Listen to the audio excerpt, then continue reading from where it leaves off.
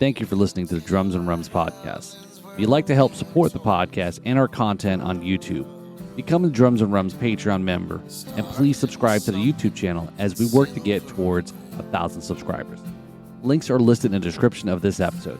And thanks again for checking out this episode and all of our other past episodes.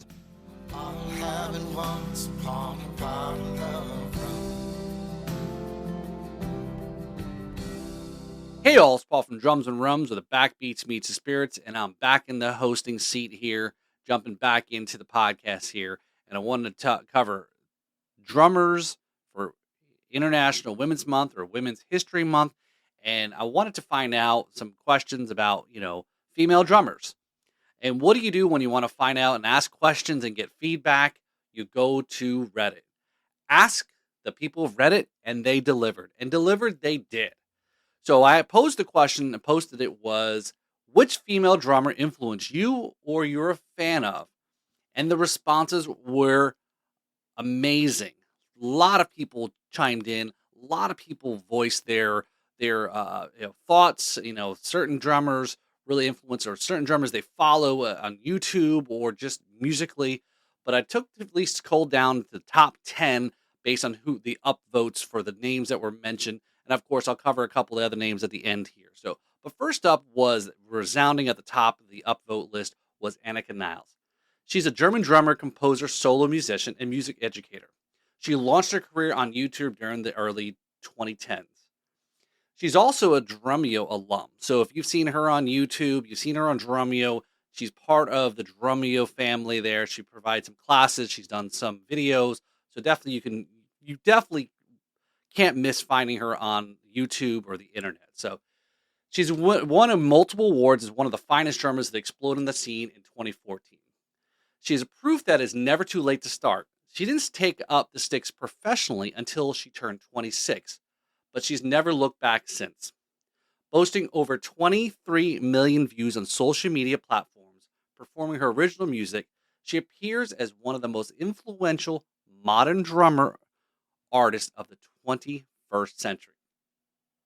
23 million views. That's just amazing. So obviously she's got people that are really interested in what she does. Playing with sophistication, style, and a musical finesse that is rarely witnessed behind the drums, she's an inspiration to women the world over in what has been a traditionally male-dominated industry. Fierce and determined, she pours over her kit, creating melodies through rhythmic complexities that are normally sit within other sections of the band. This is no machine kept the beat. This is percussive instrument on a whole new level. That caught the attention of legendary and Grammy-winning artist Jeff Beck, who recently passed away, who chose her for his last world tour in 2020. So it's unfortunate timing of his passing. Besides her musical career, Anika is passionate about education as well. She's part of the department chief at Germany's Popacadium, maybe saying that wrong, and is writing columns on a regular basis for Drums and Percussion magazine. Her work as an author includes articles on Drum magazine in the US and Rhythm in the UK, and released her first educational book, Pad Book, along with Alfred Music in 2020. Influences, Anika is influenced by, like a lot of drummers, male or female, Toto's member and career session drummer Jeff Porcaro is one of her primary influences.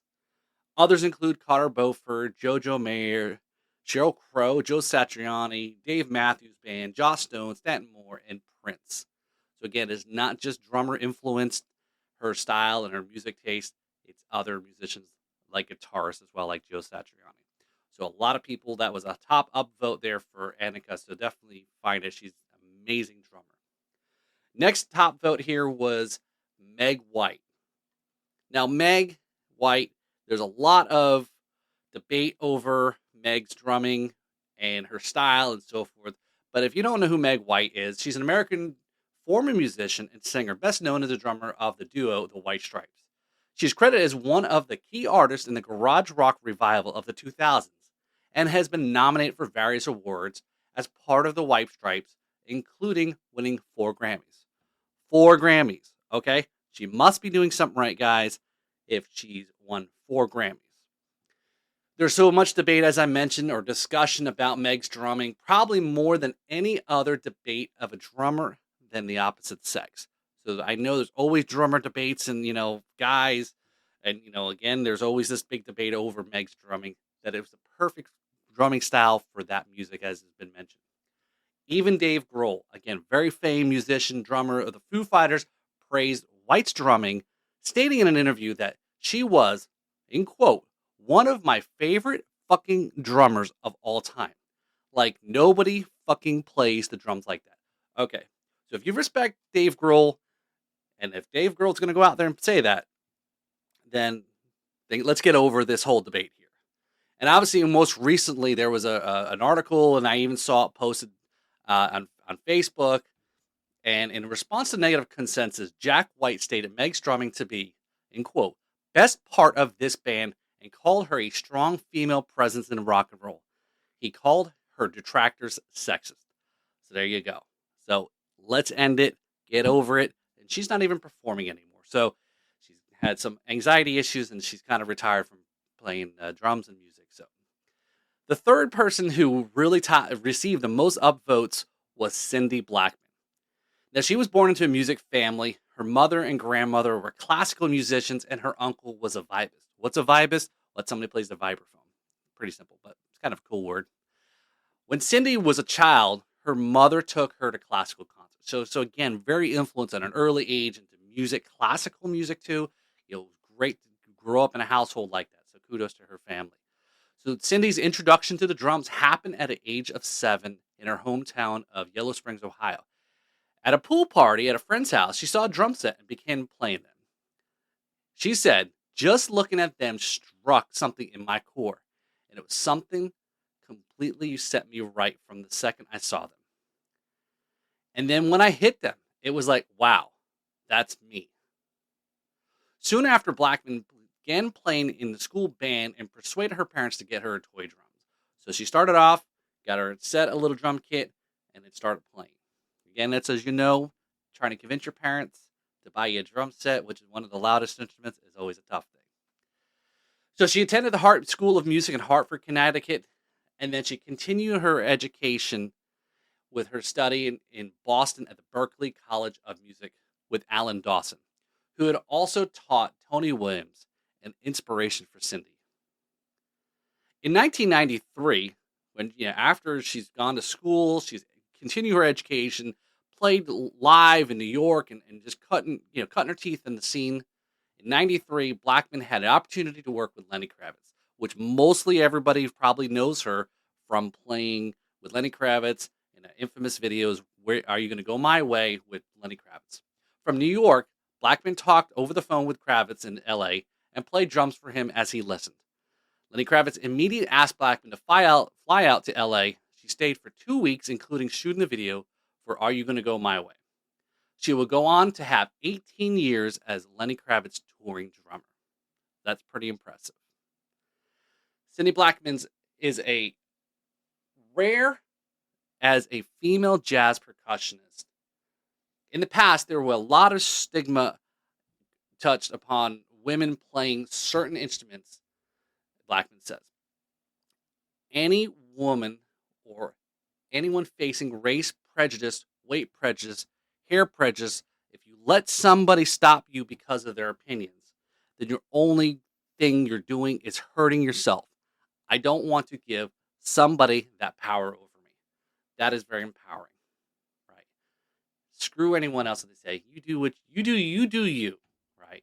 So kudos to Cindy. Now, again, I didn't know that she also had married Carlos Santana more recently than I thought she'd been married longer than that. But anyway, so that's a whole nother story.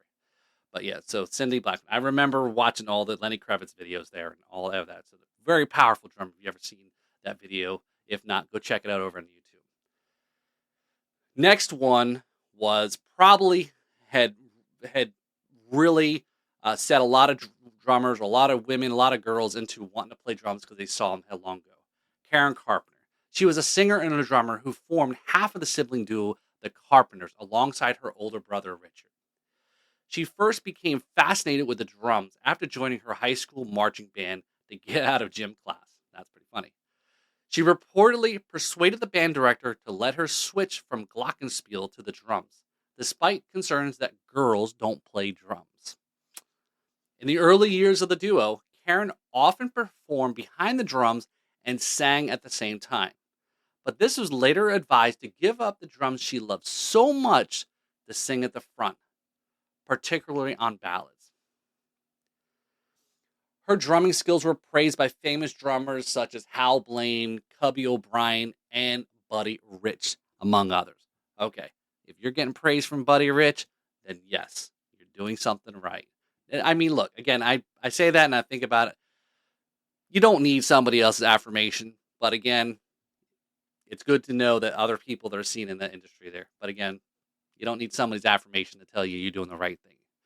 You just do whatever you feel like you're doing. Unfortunately, at the age of 32, Carpenter died of a heart failure due to complications from anorexia nervosa, which was little known outside the celebrity circles at the time, and her death led to increased visibility and awareness on this eating disorders. So it's unfortunate. Again, we still live in this world of you got to be a certain size, you got to look a certain way, and all those keep up with it, and that's very unfortunate in her passing there. But I know Karen Carpenter's name comes up a lot of times in drummers who have grown up maybe in the 60s and 70s and 80s. I looked and mentioned her as one of the inspirations. The first time of seeing a girl play drums. Next was Sheila Cecilia Escovedo, or also known as Sheila E, which most people know of her from her solo hit Glamorous Life in the 80s, but as Prince's drummer as well. Again, I grew up in the 80s. I remember exactly those two references as being that hit song as well as playing with Prince.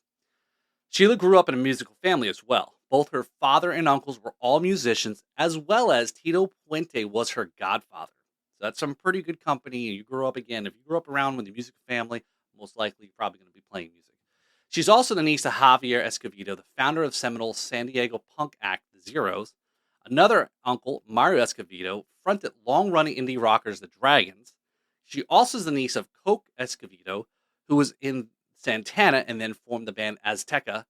And even Nicole Richie is Sheila E.'s biological niece, the daughter of Sheila E.'s musician brother, Peter Michael Escovedo. Bet you didn't know that. By her early 20s, she had already played with George Duke, Lionel Richie, Marvin Gaye, Herbie Hancock, and Diana Ross. That is a pretty impressive resume at such a young age. Her career in the mid-70s as a percussionist for the George Duke Band as well. After separation from the group in '83, Sheila began a solo career, starting with the release of her debut album in 1984, which included her biggest hit song, The Glamorous Life. Also recently, within the last year, Sheila E. has also announced that she's making a biopic about her relationship with Prince. So again, if you grew up in the 80s, you probably remember seeing Sheila E. in a lot of videos. Obviously, as you know, Prince is very particular about musicians and only the best. So she's awesome.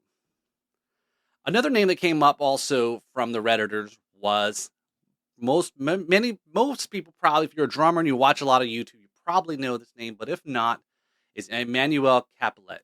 Emmanuelle made her debut at 9 years old when she joined a local drum and bugle corps.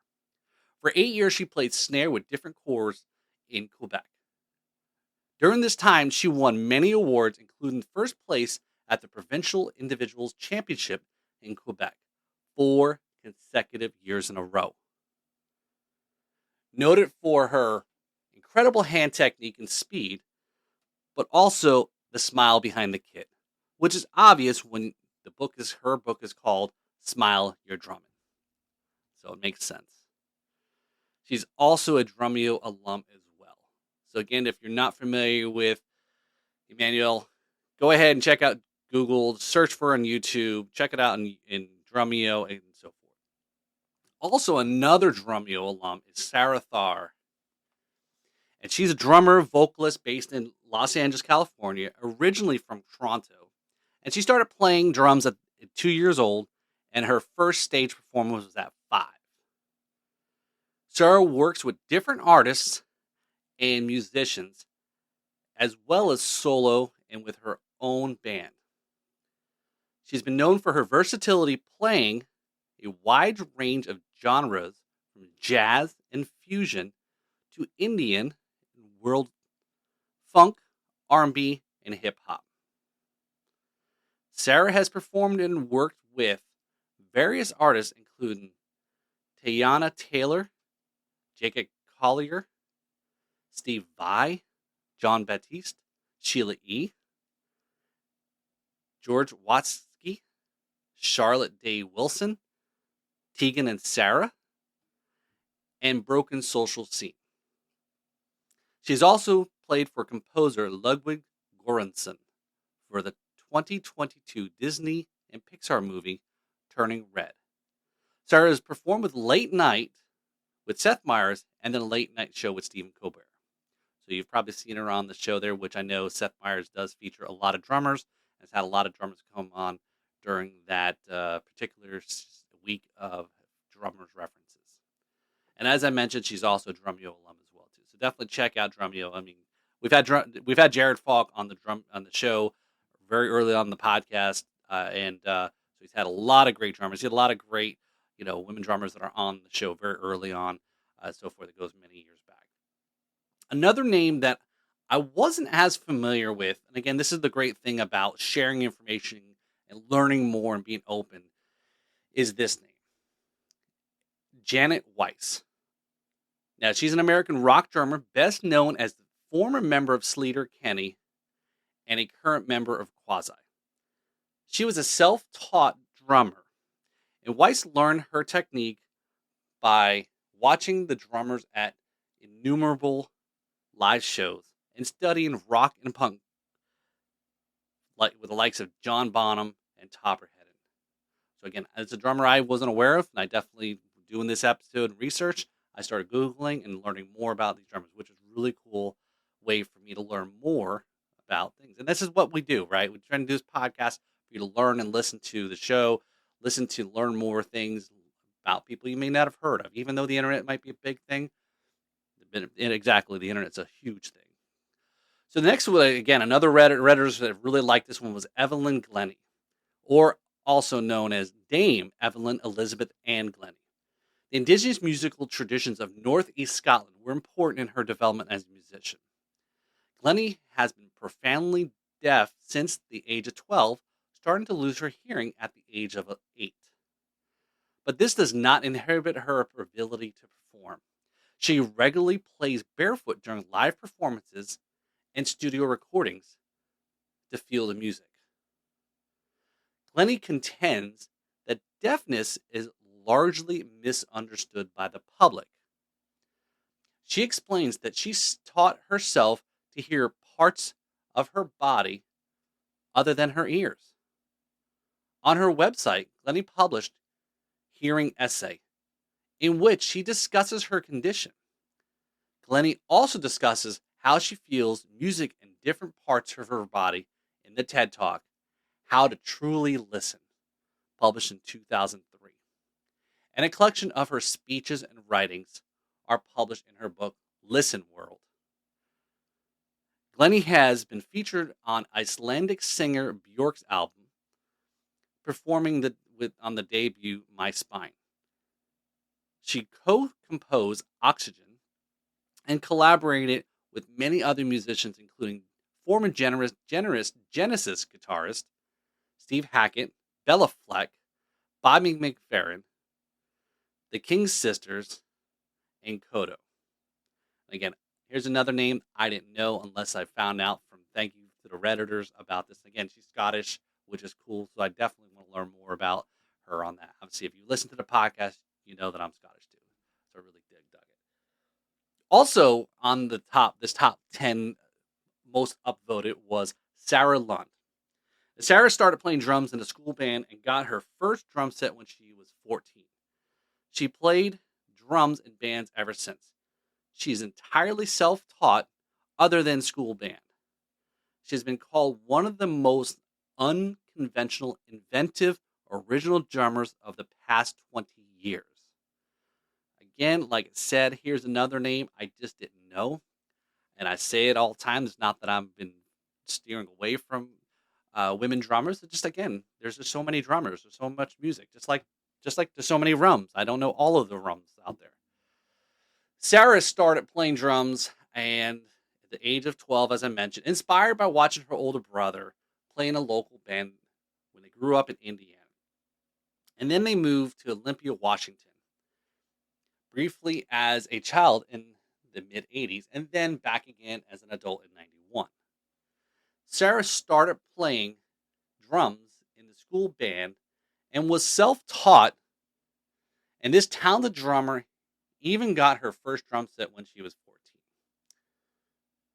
And Sara currently lives in Portland and also has a master's degree in library science from the University of Washington and a BA in liberal arts from the Evergreen State College. So again, it's great to have education that goes behind being music. So after honing her skills and playing drums in various high school bands, she joined Unwound in 1992, just as the band was beginning to gain a mass following. Sara Lund quickly established herself as an integral part of Unwound's sound. Her inventive drumming style helping to create the band's unique blend of punk, post-hardcore, and experimental noise rock. So, like I said, another drummer that I didn't know, I've just learned more about by asking. Thank you to the Redditors, the people of Reddit, who are passing this information along here.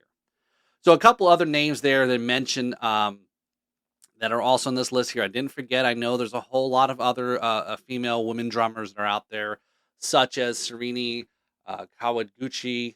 Again, I think she's also been on Drumeo too. She's been all over YouTube. Stella Mozgawa, Mo Tucker, Taylor Gordon, better known as the Pocket Queen, Ruth Underwood, Terry Lynn Carrington, Carla Azar, Christina Rybulbladchenko, Jen Ledger from Skillet, now the drummer for Maximum the Hormone, Georgia Hubley, Hannah Welton, Maytal Cohen, Gina Schock of the Go-Go's. So again, these are just some of the women drummers. I asked the people, great people of Reddit in the drum forum there, and I said, who are you most influenced by, or who is your favorite female drummer? And this is it. So again, go to Reddit, search for that thread there. I had a great response, and it just felt like there was a lot of great conversation, a lot of great talk there about women who have either inspired drummers or other women drummers to get into drumming or follow or watch or listen. So again, this was all part of, again, awareness. I wanted to do an episode here of female drummers and female drummers that I learned a little bit more about. And for you, hopefully y'all had also learned a little bit more about some of those drummers that I maybe didn't know about, or maybe you did. Maybe you do know some of those drummers that I didn't know about. But anyway, I wanted to, again, take that episode here and recognize for Women's History Month some of the top women drummers that are out there kicking ass and rocking. And of course, this ranges from all sorts of genres that we just mentioned here that they're all a part of. And again, I really dig music as a whole, and anyone who plays the drums, whether it's guy or girl, just keep on rocking. So let me know what you think in the comments there over in our posting on Instagram. What's your thoughts on? Did I miss somebody, or did the people of Reddit miss it? Or go over to the post there on Reddit and drop a comment there in that thread there. Again, I thank you all for tuning in for our recognition of Women's History Month or Women's International Month, and for our drummers that are out there as by the Redditors comments. on my post. Appreciate it all. Y'all have a great day. Cheers, y'all.